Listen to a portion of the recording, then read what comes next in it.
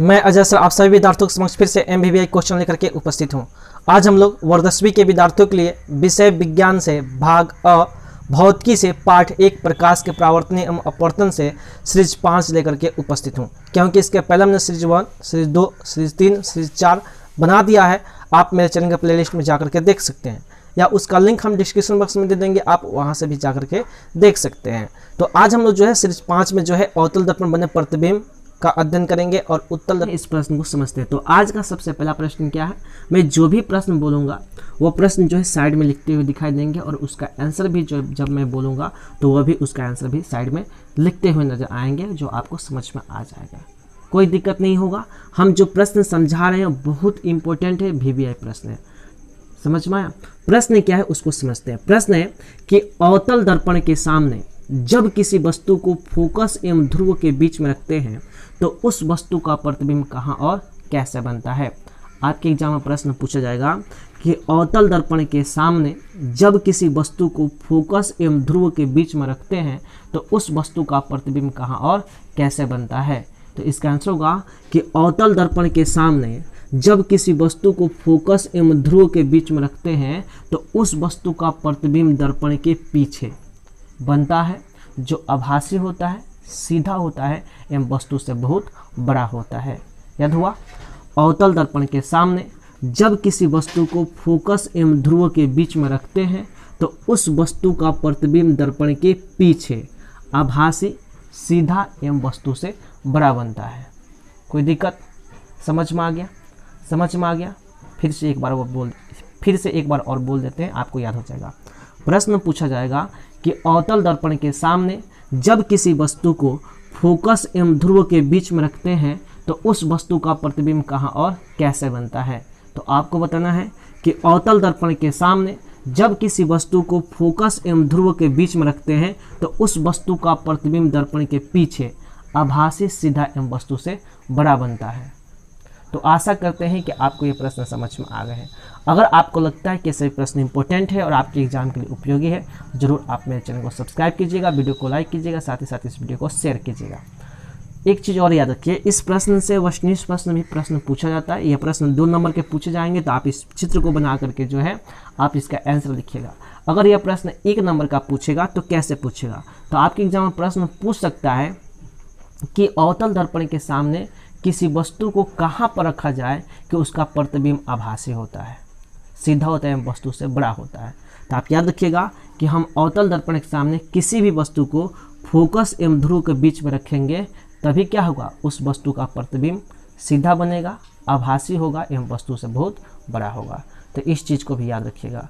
यह प्रश्न जो है वस्तुनिष्ठ प्रश्न में पूछा गया है, तो इसलिए कन्फ्यूज मत होइएगा, घबराइएगा मत।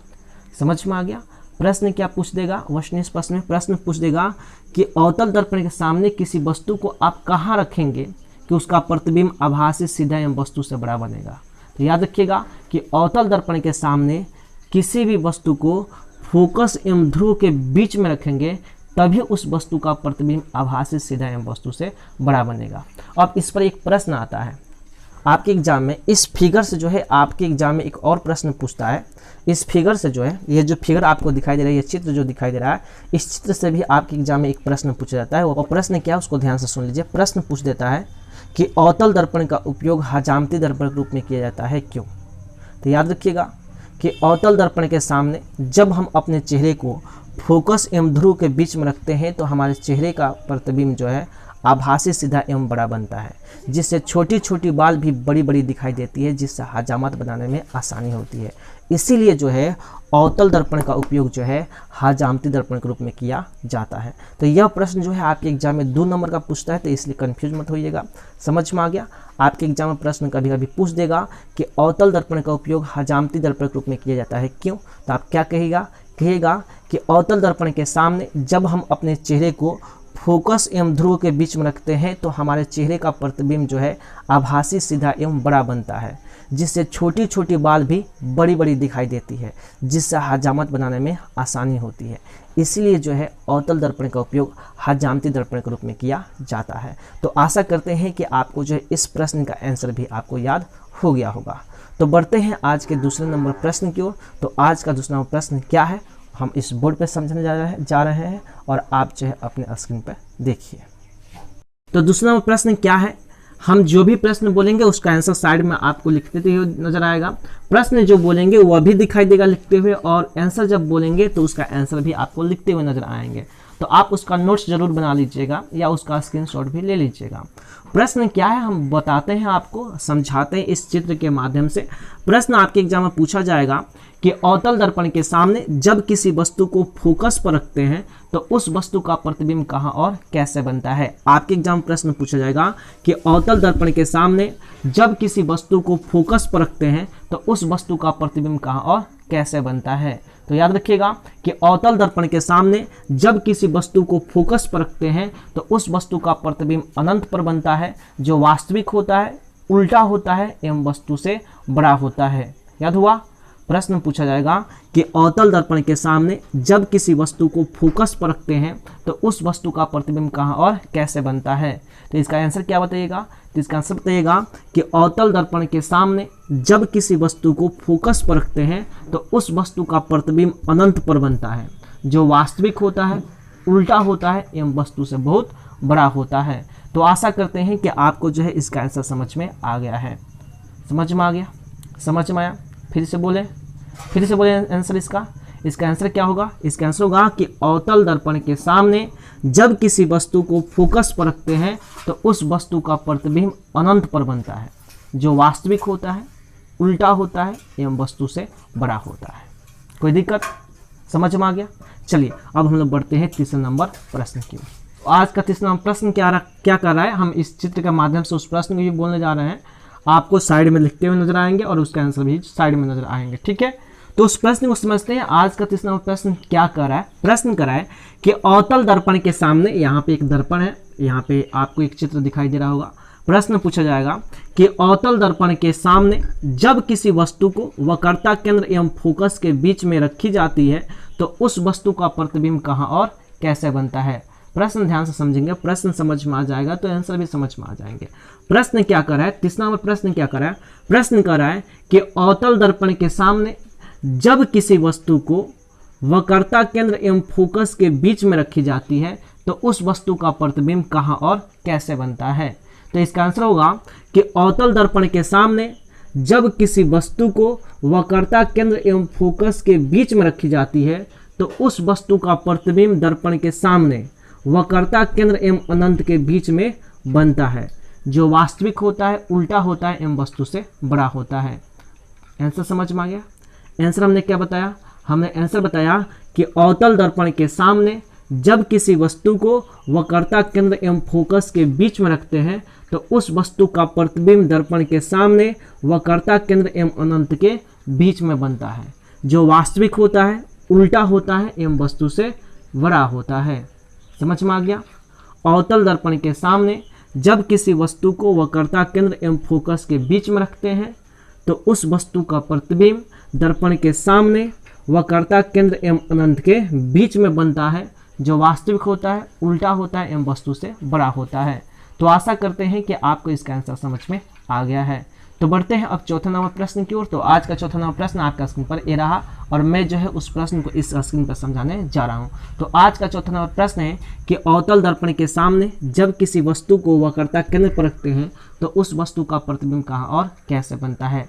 प्रश्न ध्यान से सुनिएगा। प्रश्न है कि अवतल दर्पण के सामने जब किसी वस्तु को वक्रता केंद्र पर रखते हैं तो उस वस्तु का प्रतिबिंब कहाँ और कैसे बनता है। तो इसका आंसर होगा कि अवतल दर्पण के सामने जब किसी वस्तु को वक्रता केंद्र पर रखते हैं तो उस वस्तु का प्रतिबिंब दर्पण के सामने वक्रता केंद्र पर ही बनता है, जो वास्तविक होता है, उल्टा होता है एवं वस्तु के बराबर होता है। समझ में आ गया। फिर से इसका आंसर बोल देते हैं। आंसर क्या होगा कि अवतल दर्पण के सामने जब किसी वस्तु को वक्रता केंद्र पर रखते हैं तो उस वस्तु का प्रतिबिंब दर्पण के सामने वक्रता केंद्र पर ही बनता है, जो वास्तविक होता है, उल्टा होता है एवं वस्तु के बराबर होता है। तो आशा करते हैं कि आपको इसका आंसर समझ में आ गया है। अगर आपको लगता है कि ऐसे प्रश्न इंपॉर्टेंट है और आपको ये बातें समझ में आ रही है तो जरूर आप मेरे चैनल को सब्सक्राइब कीजिएगा, वीडियो को लाइक कीजिएगा, साथ ही साथ इस वीडियो को शेयर कीजिएगा। तो बढ़ते हैं अब अगले प्रश्न की ओर। तो बढ़ते हैं 5वें नंबर प्रश्न की ओर। तो आज का 5वां नंबर प्रश्न आपका स्क्रीन पर ये रहा और मैं जो है इस बोर्ड पे समझाने जा रहा हूँ इस चित्र के माध्यम से। प्रश्न क्या कर रहा है, प्रश्न जो भी बोलेगा आपको साइड में वो प्रश्न नजर आएंगे और मैं जो भी आंसर बताऊंगा उसको भी साइड में लिखते हुए आपको नजर आएगा। ये बात समझ में आ गई। अब प्रश्न क्या कर रहा है इसको समझते हैं।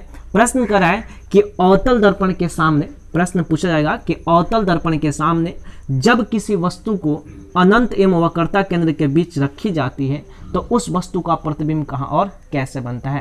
प्रश्न ध्यान से समझिए। प्रश्न पूछा जाएगा आपके एग्जाम में कि अवतल दर्पण के सामने जब किसी वस्तु को अनंत एवं वक्रता केंद्र के बीच में रखी जाती है तो उस वस्तु का प्रतिबिंब कहाँ और कैसे बनता है।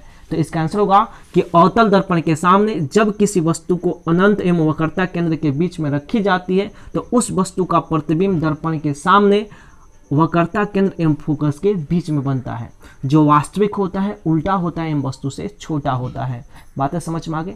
इसका आंसर क्या होगा कि अवतल दर्पण के सामने जब किसी वस्तु को अनंत एवं वक्रता केंद्र के बीच में रखी जाती है तो उस वस्तु का प्रतिबिंब दर्पण के सामने वक्रता केंद्र एवं फोकस के बीच में बनता है, जो वास्तविक होता है, उल्टा होता है एवं वस्तु से छोटा होता है। तो आशा करते हैं कि आपको इसका आंसर समझ में आ गया है। समझ में आ गया? समझ में आके लिखे आ गया होगा तो लिखेगा सर समझ में आ गया। नहीं समझ में आए तो फिर से मैं समझा देता हूँ इसका आंसर। आंसर क्या होगा कि अवतल दर्पण के सामने जब किसी वस्तु को अनंत एवं वक्रता केंद्र के बीच में रखी जाती है तो उस वस्तु का प्रतिबिंब दर्पण के सामने वक्रता केंद्र एवं फोकस के बीच में बनता है, जो वास्तविक होता है, उल्टा होता है एवं वस्तु से छोटा होता है। तो आशा करते हैं कि आपको ये बातें समझ में आ गई है। तो बढ़ते हैं अब अगले प्रश्न की ओर। तो अगला प्रश्न क्या है, हम इस बोर्ड पे उसको समझाने जा रहे हैं। तो बढ़ते हैं 6ठे नंबर प्रश्न की ओर। तो आज का 6ठा नंबर प्रश्न क्या है, मैं इस बोर्ड पे समझाने जा रहा हूं। तो आज का 6ठा नंबर प्रश्न है कि अवतल दर्पण के सामने जब किसी वस्तु को अनंत पर रखते हैं तो उस वस्तु का प्रतिबिंब कहाँ और कैसे बनता है। प्रश्न ध्यान से सुनिएगा। प्रश्न है कि अवतल दर्पण के सामने जब किसी वस्तु को अनंत पर रखते हैं तो उस वस्तु का प्रतिबिंब कहाँ और कैसे बनता है। तो इसका आंसर होगा कि अवतल दर्पण के सामने जब किसी वस्तु को अनंत पर रखते हैं तो उस वस्तु का प्रतिबिंब दर्पण के सामने फोकस पर बनता है, जो वास्तविक होता है, उल्टा होता है और वस्तु से बहुत छोटा होता है। समझ में आ गया। इसका आंसर क्या होगा कि अवतल दर्पण के सामने जब किसी वस्तु को अनंत पर रखते हैं तो उस वस्तु का प्रतिबिंब दर्पण के सामने फोकस पर बनता है, जो वास्तविक होता है, उल्टा होता है एवं वस्तु से बहुत छोटा होता है। समझ में आ गया? समझ में आ गया। तो आशा करते हैं कि आपको ये 6 प्रश्न समझ में आए, क्योंकि अवतल दर्पण में बने प्रतिबिंब की जो स्थिति थी, ये 6 स्थिति थी जो हमने आपको समझाया। तो अगर आपको लगता है कि सभी प्रश्न इंपॉर्टेंट है और आपके एग्जाम के लिए उपयोगी है तो जरूर आप मेरे चैनल को सब्सक्राइब कीजिएगा, वीडियो को लाइक कीजिएगा, साथ ही साथ इस वीडियो को शेयर कीजिएगा।